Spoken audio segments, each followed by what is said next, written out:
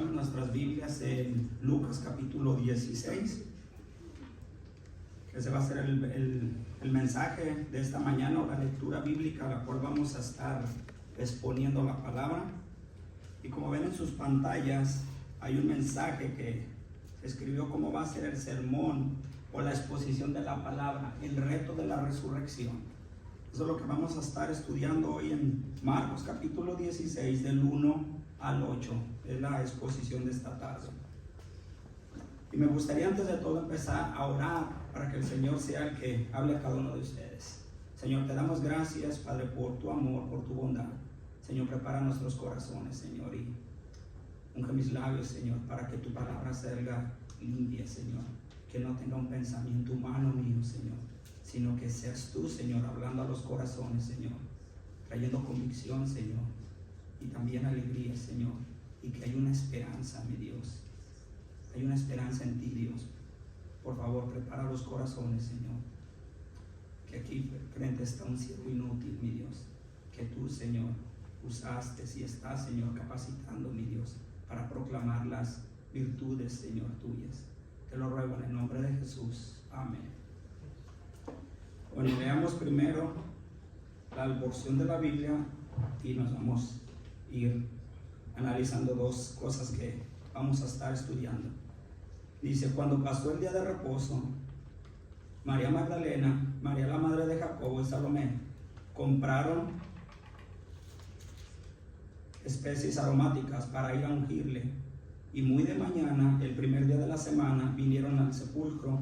Ya salió el sol, pero decían entre sí: ¿quién nos removerá la piedra de la entrada del sepulcro? Pero cuando miraron,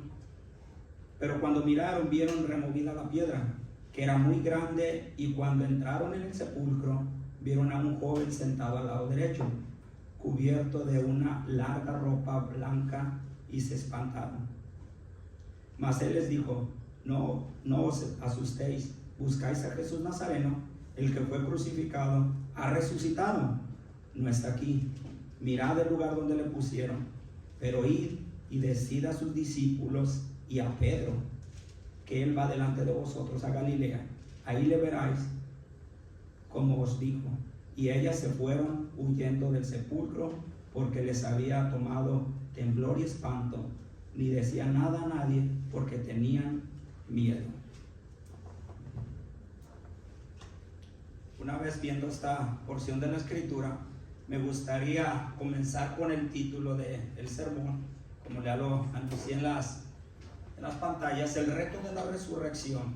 Pero me gustaría empezar con una pregunta que me hicieron a mí hace muchos años, y pienso que te la has hecho también esa pregunta. Esa pregunta es similar así: hace muchos años alguien me preguntó cómo podía estar seguro que el cristianismo es la religión verdadera, o la religión verdadera. Porque para los musulmanes, ellos piensan lo mismo. Dice, ellos piensan lo mismo. De muchas otras religiones piensan exactamente lo mismo acerca de su religión. De hecho, si hubiéramos nacido en otro lugar, pensaríamos exactamente lo mismo, ¿verdad? Los musulmanes tienen el Corán. Pero ¿qué hace la diferencia entre las otras religiones del mundo y el cristianismo? Esa fue mi respuesta. Se las leo textualmente. Mi respuesta fue: Cristo resucitó hace más de 2000 años, y esto separa a los cristianos de todas las religiones del mundo. Esta es la diferencia, que Cristo resucitó hace más de 2000 años. Mahoma está muerto, y también Confucio está muerto. Siddhartha Gautama, el Buda, está muerto, y Zaratustra también está muerto. Entonces ahí podemos ver la diferencia entre una religión que es de los musulmanes al cristianismo verdadero. Entonces, dándote este dato de introducción, ¿alguna vez tú te has hecho esa pregunta? Si el cristianismo es la religión verdadera, ¿te la has hecho? ¿Verdad? Todos nos hemos hecho alguna vez esa pregunta, de la misma manera que me la hicieron a mí. Ahora, entrando en contexto, me gustaría partir la exposición de la palabra en dos secciones. ¿Cuál va a ser la primera? Del 1 al 6, las mujeres descubren una tumba vacía y un mensaje especial. Las mujeres descubren una tumba vacía y un mensaje especial. Y entramos en nuestra Biblia en el capítulo 1, dice: cuando pasó el día de reposo, María Magdalena, María la madre de Jacobo y Salomé compraron especies aromáticas para ir a ungir el cuerpo de Jesús. Me hace mucho énfasis en esta parte porque dice María Magdalena, María la madre de Jacobo y Salomé. Estas mujeres comprobaron ser fieles servidoras de Jesús. Ellas vieron todo el acontecimiento, cuando Jesús fue arrestado, cuando fue Jesús azotado, cuando Jesús fue entregado a Pilato, cuando fue azotado y cargó la cruz, fue crucificado. Pero también vieron un hecho histórico. Vieron en la tumba donde lo pusieron. Esta tumba donde ellos lo pusieron fue la tumba de José de Arimatea. ¿Recuerdan, verdad? Pusieron a Jesús. Ellas vieron todo este acontecimiento. Ellas fueron las fieles servidoras de Jesús. Estuvieron en todo momento. Ellas vieron todo. Pero la pregunta que yo me hacía, ellas no iban a ver un cuerpo resucitado. Ellas iban a ir a ungir un cuerpo, ¿verdad? Ellas iban en ese lugar a buscar el cuerpo muerto de Jesús. Nunca se esperaron la sorpresa de que Jesús había resucitado. Ahora dice, compraron especies aromáticas. Entonces, al ir y comprar especies aromáticas, ellas usaban sus recursos económicos. En aquel entonces, comprar especies aromáticas eran muy caras. Ellas usaron sus recursos para ir a ungir el cuerpo de Jesús. Incluso se levantaron muy de mañana y dejaron toda pereza para ir a ver la tumba de su Salvador. La sorpresa es que su Salvador no estaba ahí. Él había resucitado. Dice, ¿quién nos removerá la piedra del sepulcro? Según el verso 2. Y muy de mañana, el primer día de la semana, vinieron al sepulcro y salía el sol muy temprano. Ellas hicieron todo lo que tenían que hacer antes del día del reposo, que el día de reposo terminaba el sábado a las 6 de la tarde. Jesucristo murió el viernes a las 3 de la tarde. A las 6 de la tarde, el viernes a las 6 empieza el día del reposo, que es todo el Shabbat, hasta el sábado en la tarde. Pasaron 2 días. El tercer día fue muy de mañana, cuando ellas iban a buscar a Jesús. Pero se llevaron la sorpresa de que esa tumba estaba vacía. Los discípulos para ese momento eran momentos de oscuridad, porque había muerto Jesús. Ellos estaban aterrorizados. ¿Qué pasará ahora con nuestra vida? ¿Seguiremos? ¿Qué haremos? Las mujeres son las que van a llevar ese mensaje. Y esas mujeres muy temprano, ya iban rumbo a ese lugar. Ahora mi pregunta, ¿quién nos removerá la piedra del sepulcro? La piedra pesaba alrededor de 2 toneladas. Ellas no la podrían mover, pero esa era su preocupación. ¿Quién nos removerá la piedra? Ahora, mi pregunta personal para ti, para mí, ¿cuál es la piedra que no has podido mover en tu vida? ¿Por qué sigues insistiendo en mover tu propia piedra? Nadie podía mover esa piedra. En Mateo capítulo 27, si tienes tu Biblia, me gustaría que le dieras vuelta ahí a tu Biblia, Mateo 27.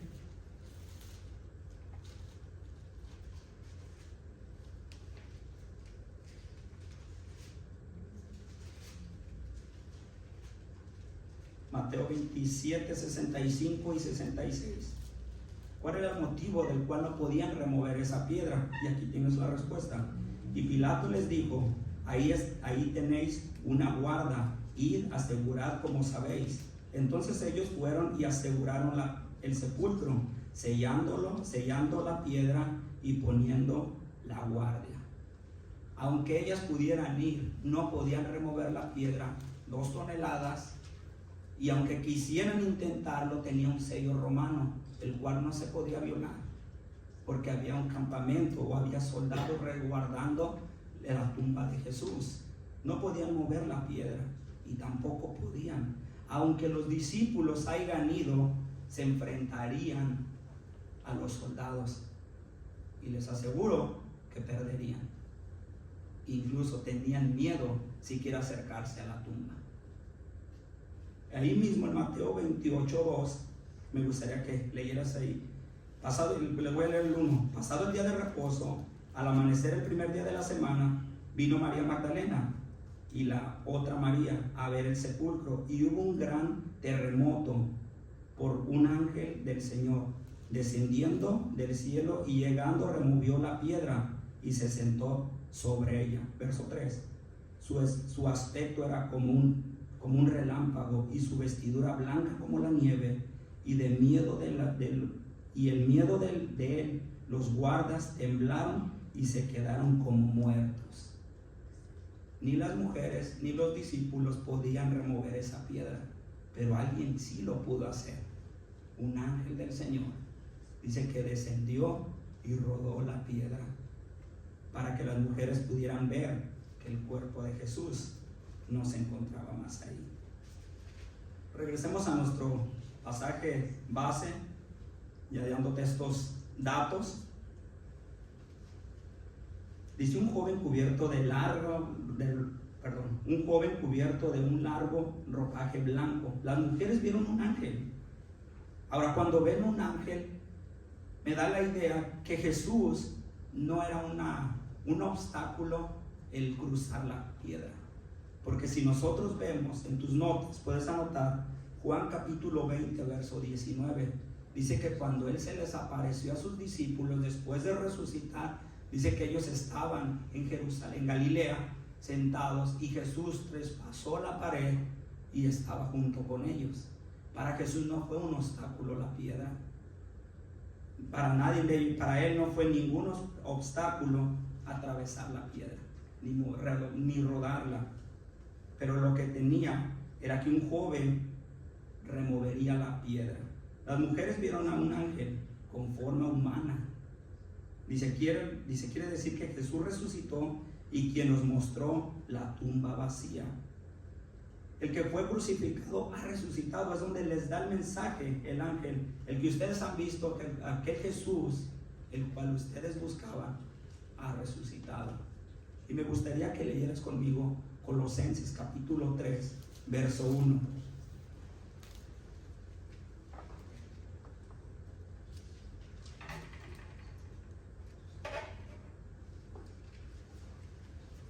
Lo tienes Colosenses capítulo 3, verso 1.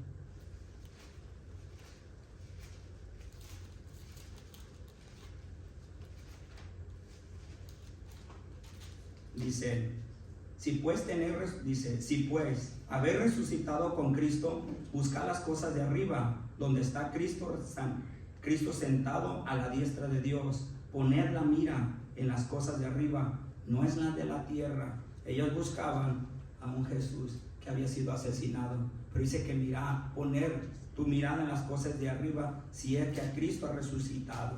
Entonces, una vez viendo este relato, vemos el siguiente pasaje que Jesús les dice: Jesús Nazareno ha resucitado. Al Jesús Nazareno resucitado le dan un título: crucificado y Nazaret. Hermanos, en Nazaret no era un orgullo nacer en Nazaret. Era un pueblo muy pequeño y no era un título que él buscaba. No se sentía, la persona de nacer en Nazaret no se sentía muy orgullosa, y ser crucificado no era un título, era un título de vergüenza. Ser de Nazaret, nadie quien se enorgulleciera, y ser crucificado era un título de vergüenza. Ese fue lo que Jesucristo llevó cuando cargó la cruz del Calvario. Y eso te lo leo textualmente. Esto dice: esta descripción de su vergüenza se ha convertido en su corona de gloria, pues Pablo predica a Cristo crucificado y resucitado como Salvador y Señor. Eso lo puedes poner en tus notas. Primera de Corintios capítulo 2, verso 2. Pablo predicaba a Cristo y a este crucificado. No había un título de vergüenza, sino un título de exaltación. Dice: mirad el lugar donde le pusieron. El evangelio actual de la resurrección de Jesús no se describe en ninguna parte, pero el descubrimiento de ellos se registra como algo de detalle. Aquí las mujeres que tenían la intención de dar el cuerpo de Jesús una preparación más apropiada para enterrar, descubriendo que la piedra fue removida. Ahora vamos a ver el énfasis en la piedra que fue removida. Y me gustaría leerte textualmente esta porción. Un pensador, Agustín, dijo esto: Jesús murió, pero derrotó a la muerte. En sí mismo puso fin a lo que temíamos, la muerte. Él la tomó sobre sí mismo y la derrotó. Búscala en Cristo, porque ya no está. La muerte ha muerto en Cristo, y por Cristo la muerte ya no reina en nosotros. La muerte ya no reina ni en tu vida ni en mi vida.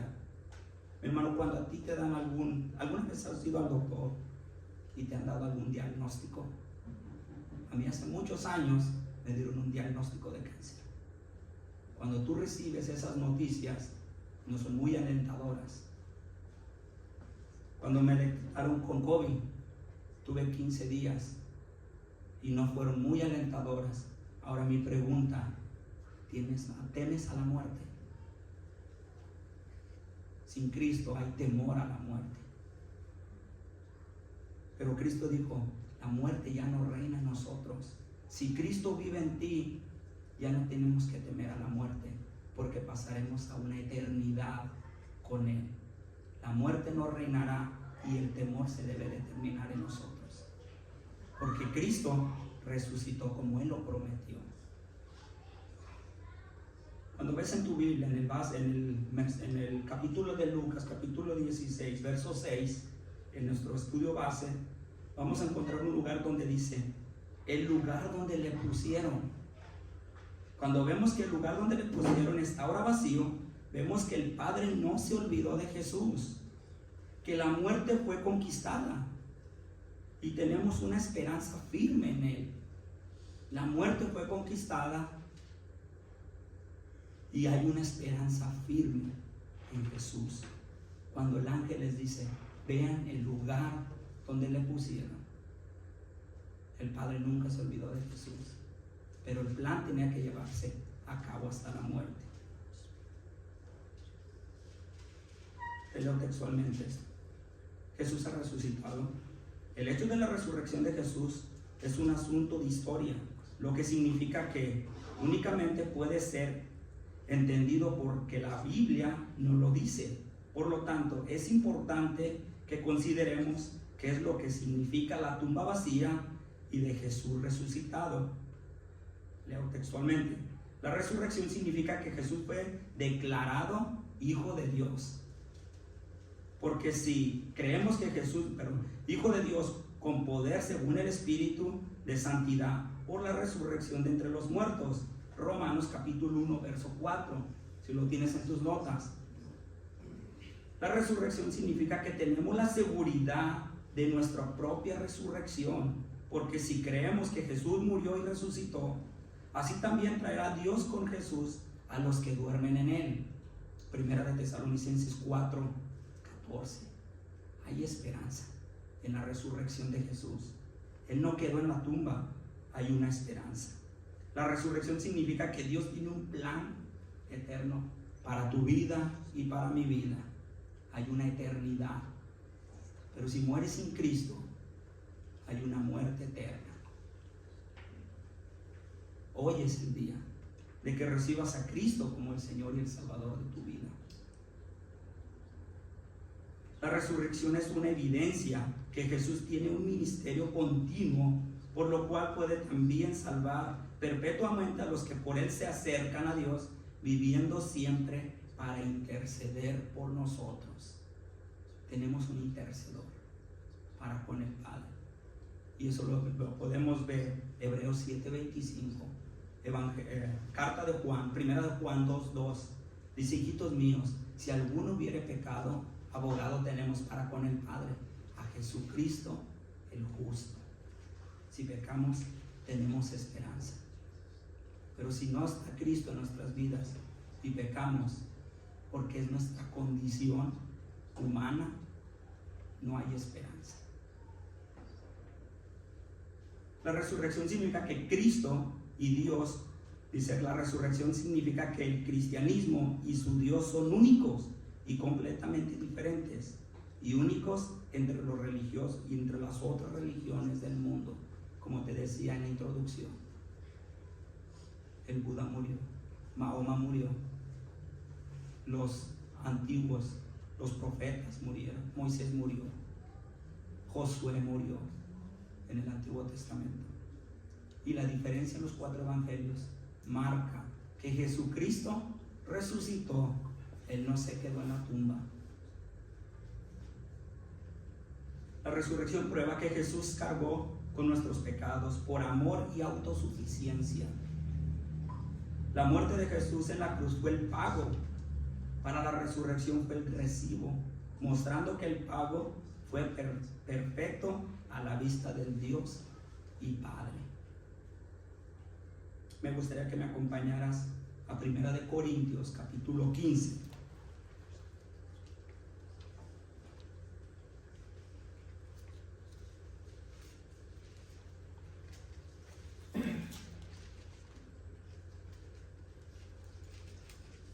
Cuando lo tengas listo. Dice así: además os declaro, hermanos, el evangelio que os he predicado, el cual también recibisteis, en el cual también perseveráis, por lo cual, asimismo, si retenéis la palabra que os he predicado, sois salvos, si no, creísteis en vano. Porque primeramente os he enseñado lo que asimismo recibí, que Cristo murió por nuestros pecados conforme a las Escrituras, y que fue sepultado, y que resucitó al tercer día conforme a las Escrituras, y que apareció aquí en Cefas, hemos conocido como Pedro, y después a los 12, después apareció a más de 500 hermanos a la vez, de los hombres, de los cuales muchos viven aún y otros duermen. Después apareció a Jacobo y después a todos los apóstoles. La resurrección, hermano, es algo histórico, pero algo confirmado en la Escritura. Por eso decía que Pablo predicaba a Cristo y a este crucificado. No era un título de vergüenza, sino era un título de exaltación. Ahí terminó la primera porción, el primer punto, el que le estaba explicando. Vamos a pasar al segundo punto, regresemos a nuestro texto base, que es Marcos capítulo 16, y vamos a leer 7 y 8. El segundo título de este punto se llama: el ángel da a las mujeres un mensaje a transmitir. El ángel da a las mujeres un mensaje a transmitir. Dice: pero id y decir a sus discípulos y a Pedro que él va delante de vosotros a Galilea. Ahí le veréis como os digo. Y ellas se fueron huyendo del sepulcro, porque les había tomado temblor y espanto. Ni decía nada a nadie, porque tenían miedo. Pero ir y decir, ¿cuál era el mensaje que tenían ellos que decir? Al decir, pero ir y decir, ¿qué mensaje les dio el ángel a estas mujeres? Vayan, anuncien que Cristo no está aquí. Hermano, nos da un énfasis que la tumba que estaba vacía no era para que Jesús se quedara ahí. La tumba vacía es para que nosotros o el mundo entrara y viera la resurrección de Jesús, que hay una evidencia de que Él resucitó, para que nosotros pudiéramos ver que Cristo no estaba ahí. Esa es nuestra evidencia y nuestra fortaleza y nuestra invitación al decir: ir, vayan y proclamen a Jesús con un mensaje especial y transmitidor. Por medio del ángel, las mujeres reciben un mensaje. Esto muestra que la invitación de Jesús está llena de gracia. Los discípulos le habían fallado completamente a Jesús. Él tenía todo el derecho de acabar con ellos, pero con gracia Él extendió esta amable invitación. ¿Recuerdan? Los 11 discípulos o los 10 discípulos que quedaban, unos huyeron. No lo negaron, pero se fueron. El único que lo niega es Pedro. Judas lo traiciona. De esos 12 discípulos, él quedó solo. murió por nuestros pecados y resucitó al tercer día conforme a las Escrituras. Pero no nomás eso, mi hermano. Él te restaura y te da una invitación. Te llama, te restaura, te capacita, te habilita y aún incluso nos usa. Qué mensaje, ¿no? De resurrección. Nos invita, nos da la invitación, pero también nos usa para proclamar las virtudes que Él tiene para el mundo. Una vez dicho esto, dice: los discípulos se iban, reciben gracia. Esto nos muestra que la invitación de Jesús siempre se cumple por su parte. La invitación de Jesús siempre se va a cumplir por su parte. Él dijo que Él se encontraría con ellos en Galilea y así lo hizo.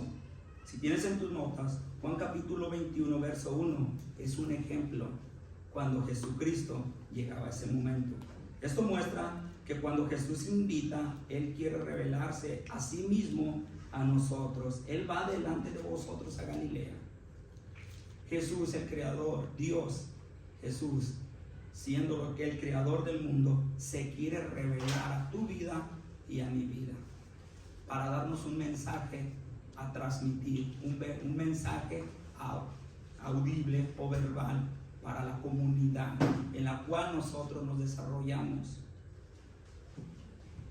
En este muestra que cuando Jesús nos invita, Él siempre recuerda su promesa. Como nos dijo, el ángel añadió la invitación, la que Jesús dice: Él hará y Él jamás puede fallar a cualquier promesa. Y eso también lo podemos ver en el Antiguo Testamento, cuando Dios hacía pactos con su pueblo. Él cumplía su promesa. Y cuando veamos el libro de Jueces, nos daremos cuenta que el hombre volvía a hacer lo malo delante de Dios y Dios volvía a tener gracia. Esto muestra cuando Jesús nos invita, siempre tiene un mensaje especial. A sus discípulos y a Pedro, quiero enfocarme en esta parte. Nos sorprendemos que Jesús quería encontrarse con estos hombres que le fallaron grandemente, pero Él puso un énfasis especial en quién creen, en Pedro. Algunos dicen que el discípulo o Pedro, porque él estaba separado del resto de los discípulos, en el sentido que ya no estaba entre ellos. Probablemente esto no sea el caso. En lugar de eso, Jesús distinguió a Pedro porque él tenía una esperanza o una especie de trabajo para Pedro, en una restauración especial para aquel que le negó de la peor manera. Y eso lo podemos ver también en el Evangelio de Juan capítulo 21. 3 ocasiones Jesús le pregunta: Pedro, ¿me amas? Apacienta mis ovejas. Pedro, ¿me amas? Apacienta mis corderos. Cuando le pregunta la tercera vez, Él dice: Señor, tú sabes que te amo. No había más que contestar. Ahí estuvo la restauración de Pedro. Quiero leerte textualmente al escritor Spurgeon: si alguno de ustedes se ha portado más mal con su amo que cualquier otro, entonces eres llamado particularmente para venir a él ahora. Tú le has entristecido y le has estado entristeciendo porque le has entristecido. Tú has sido traído al arrepentimiento después de haberle deslizado lejos de él, y ahora él sella su perdón y te da una invitación. ¿Se recuerdan Pedro cómo lo negó? Y aún maldijo cuando lo niegan. Por eso decía un compañero mío: cuando mucho se te perdona, mucho agradeces. Ahora, no que sea que a la persona que no se le ha perdonado nada no tiene que agradecer. Va para los dos lados. Al que mucho se le perdona, mucho agradece. Pero el agradecimiento más grande es venir a los pies de Cristo, porque Él te llama y te trae con lazos de amor. Dice: porque les habían tomado un temblor y espanto. Estas mujeres dejaron la tumba y huyeron, presas de temblor y asombro. La palabra griega exacta aquí es el éxtasis. Presas de temblor y exactitud, llenos con temor, así como huyeron. Ni decía nada a nadie. Esto significa que no reportaron la resurrección, porque sabemos que la hacía. Significa que mientras dejaban la escena de la tumba hacia ellos, no le discutieron entre ellas mismas. Ellas no trataron de averiguar lo que estaba sucediendo.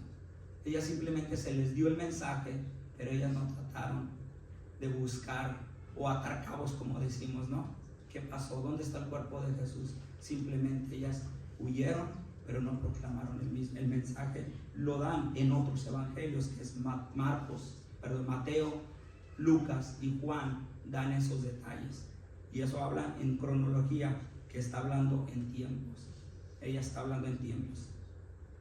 Mi hermano, y el mensaje especial que quiero darte para terminar con esta exposición, simplemente que medites en dos cosas en las cuales yo estuve meditando esta semana. El ángel da a las mujeres un mensaje transmitido. Ahora tú lo has transmitido.